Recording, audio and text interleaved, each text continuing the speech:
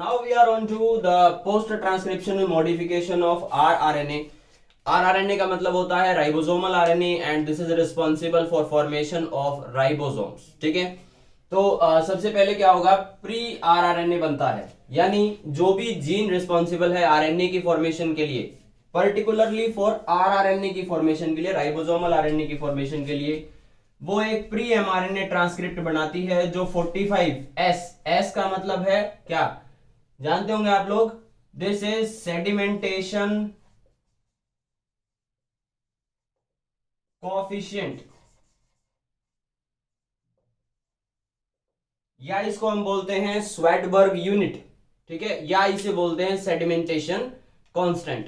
ठीक है, caesium chloride पे जिस जगह पर ये पर्टिकुलर जो है ट्रांसक्रिप्ट एक पीक देता है तो उसे बोलते हैं डेंसिटोमीटर पे, उसे बोलते हैं स्वेडबर्ग यूनिट या सेडिमेंटेशन कोएफिशिएंट। जो यूकैरियोट्स में जो जीन प्रेजेंट होती हैं वो jeans 28S rRNA, 5.8S rRNA और 18S rRNA के लिए होती हैं सेम, और 5S rRNA के लिए एक सेपरेट जीन प्रेजेंट होती है जो इसके साथ नहीं होती। ठीक है, अब जो ये 45S है ये बनता है वन ट्रांसक्रिप्ट, 45 का एक बनता है। इसकी होती है पोस्ट ट्रांसक्रिप्शनल मॉडिफिकेशन, और इसके लिए जो एंजाइम रिस्पॉन्सिबल है दैट इज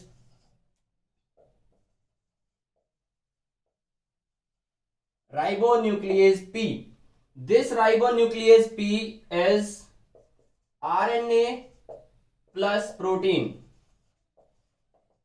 यानी ये जो एंजाइम है ये कंप्लीटली प्रोटीन नहीं होता, इसमें कुछ यूनिट्स जो हैं वो राइबोसोम्स की भी ऐड होती हैं, राइबोसोम हैविंग कैटालिटिक एक्टिविटी, और ये कैटालिटिक एक्टिविटी के साथ प्रोटीन के साथ मिलकर क्या बनाता है, now this enzyme having RNA, any enzyme having RNA with catalytic activity is known as ribozyme. So ये राइबोजाइम है, और राइबोजाइम ना सिर्फ आरआरएनए की प्रोसेसिंग के लिए बट टीआरएनए की भी प्रोसेसिंग कौन करता है, राइबोजाइम पी। प्रोसेसिंग के दौरान 45S से 35S और 20S, 32S और 20S के दो ट्रांसक्रिप्ट डाइसेक्ट होते हैं। सपोज दिस इज 45X, इस 45X से दो बनेंगे, one is 32 and one is 20S। अभी भी ये आरएन नहीं है, ठीक है, अब ज्यादा कंफ्यूज मत होइएगा। अब इस 32S में से फिर से फर्दर दो आरआरएनए डाइसेक्ट होते हैं, और वो दोनों अलग अलग से, this will be 28S and this will be 5.8S, and after removal of the promoter sequence, introns and the terminator sequence which is present in this 45S, finally जो हमारे पास बचता है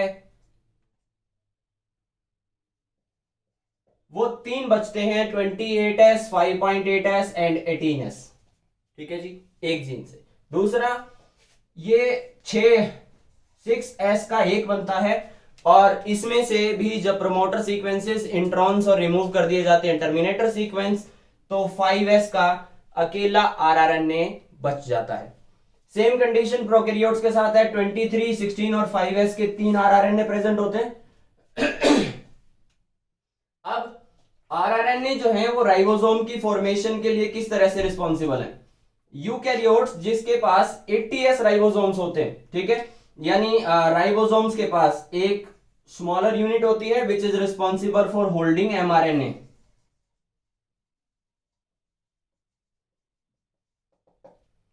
और एक लार्जर यूनिट होती है,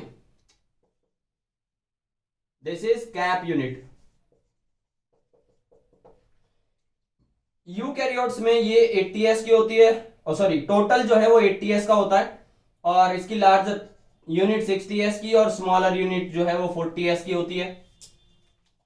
अब लार्जर यूनिट या जिसको हम कैप भी बोलते हैं, इसमें पर्टिकुलरली 28S, 5.8s और 5s प्लस 46 क्रोमोसोम, ये सब जो है मिलकर बनाते हैं किसे, 60s लार्जर सब यूनिट को। सेकेंड कंडीशन इसमें आती है 40s की, जो बेस यूनिट है या जिसको हम स्मॉलर यूनिट बोलते हैं, इसके पास 18s और 33 प्रोटीन्स होते हैं। तो कंप्लीटली प्रोकैरियोट्स के राइबोसोम की फॉर्मेशन के लिए 4 अलग अलग तरीके के rRNA 28s, 18s, 5.8s and 5s plus 79 proteins in total, जिसमें से 33 होंगे स्मॉलर यूनिट में और 46 होंगे लार्जर सब यूनिट में। राइबोसोम्स कहां प्रेजेंट होते हैं प्रोकैरियोट्स में? Ribosomes mainly present on rough endoplasmic reticulum, और ये राइबोसोम्स जो हैं किस चीज के लिए रिस्पॉन्सिबल हैं? They are responsible for catching और holding the mRNA in its position, sliding the mRNA during the translation process, और there are 3 total site present जो हम ट्रांसलेशन में पढ़ेंगे। One is arrival site, one is processing site, one is exit site. ठीक है, तो इसके according amino acids जो हैं वो एमआरएनए की सीक्वेंसेस के अकॉर्डिंग ऐड हो जाते हैं। ये सब काम किसका है? राइबोसोम्स का। और प्रोकैरियोट्स में राइबोसोम्स कहां प्रेजेंट होते हैं? ये कंप्लीटली स्कैटर्ड होते हैं inside the cytoplasm, but the main hotspot for ribosome assembly is nearby the nucleoid area, nuclear central area. Prokaryotes में 70s एक कंप्लीट राइबोसोम का स्वेडबर्ग कोफिशिएंट है या स्वेडबर्ग यूनिट है, और इसकी 2 यूनिट्स होती हैं, एक 50s और एक 30s। लार्जर सब unit is 50s and smaller सब यूनिट इज 30s। तो ये लार्जर सब यूनिट जो है वो मिलकर बनी होती है 23s से, 5s से, और इसके साथ साथ 31 प्रोटीन्स होते हैं जो फाइनली राइबोसोम की लार्जर यूनिट को बनाएंगे। 30s के लिए 16s एक और दूसरा 21 प्रोटीन्स रिस्पॉन्सिबल है स्मॉलर यूनिट को बनाने के लिए।